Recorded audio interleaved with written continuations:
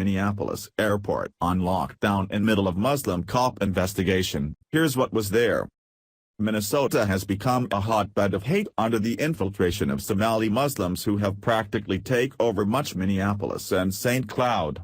It was only a matter of time before the pitfalls of filling the state with so many anti-American refugees surfaced, and we're starting to see that come to fruition most recently with the Somali cop who shot and killed a white woman for seemingly no reason on Sunday. Officer Mohammed Nur has been in hiding from the public since the shooting death of Justine Damon, and now we're getting word that the airport nearest to him went on lockdown after America's worst nightmare was discovered there. Minnesota is on America's radar and should have been well before now. It wasn't until Nur was somehow triggered by a loud noise that allegedly made him react by shooting his gun aimed at Damon, that many citizens knew there was a rather sizable Somali-American police association. However, it appears that this is only part of the state's problem, which is quickly becoming a huge issue for the entire country after what just put the Minneapolis-St. Paul International Airport on high alert. It's strange and perhaps not coincidental that with all of this negative attention on Minnesota's Somali Muslim population that news the terrifying incident at their airport yesterday wasn't seemingly concealed. Not a word was written about it in mainstream news, and the press release on it is just getting out now, approximately 24 hours later.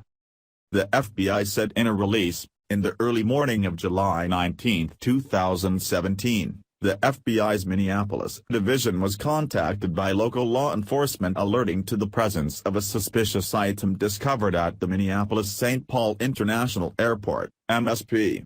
Terminal 2 was shut down to travelers while Minneapolis Airport and Bloomington Police Departments investigated a suspicious item left near a trash can.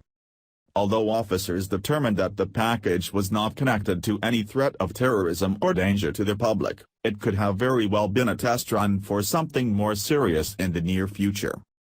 We do not believe that any members of the public were in any immediate danger and have not found any evidence of terrorism at this time, a special agent in charge Richard Thornton of the Minneapolis division said. We are grateful for the immediate response of the Minneapolis Airport Police and Bloomington Police Departments and their quick decision to include the FBI in this investigation.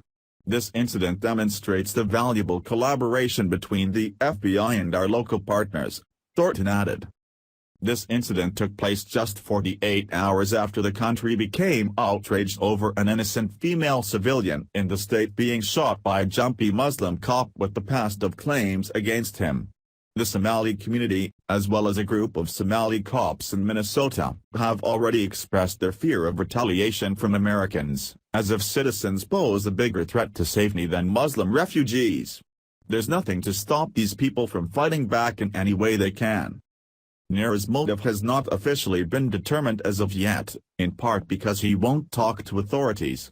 His family finally came forward today to basically tell others that they are the ones suffering, offering no remorse for the dead victim. While his intentions are not known, Islam's plans for world domination is but what's preached and expected of followers in their holy book, the Quran.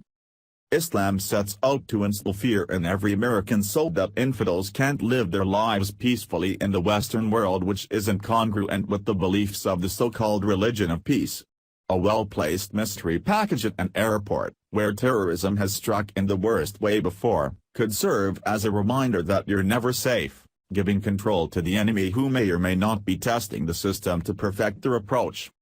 The mainstream media is even pushing for Americans to be more concerned about Somali Muslims' feelings than the woman who was senselessly shot and killed by one. True to form, coverage of this incident seemed to be more concerned about backlash against Somali Muslims in America. This was never the plea when the case when a black thug was shot by a white cop while in the commission of a crime. In fact, the mainstream media only encouraged violence by supporting destructive riots, calling it a natural reaction to a racist cop killing a black person. Why is that considered a racism? But when mentioning the skin colors and religion of the two involved in this cop on a civilian incident, it's racist to bring attention to these factors as a possible motive. What we should be worried about after this killing is the safety of all Americans, not just the sensitivities of Somalis and others who follow Islam. By the media perpetuating this narrative and criticizing anyone who questions it, they are playing right into the Muslims' plan to continue such atrocities and not be charged with it. Thanks for watching. Please subscribe Breaking News 365 channel. Goodbye and see you again.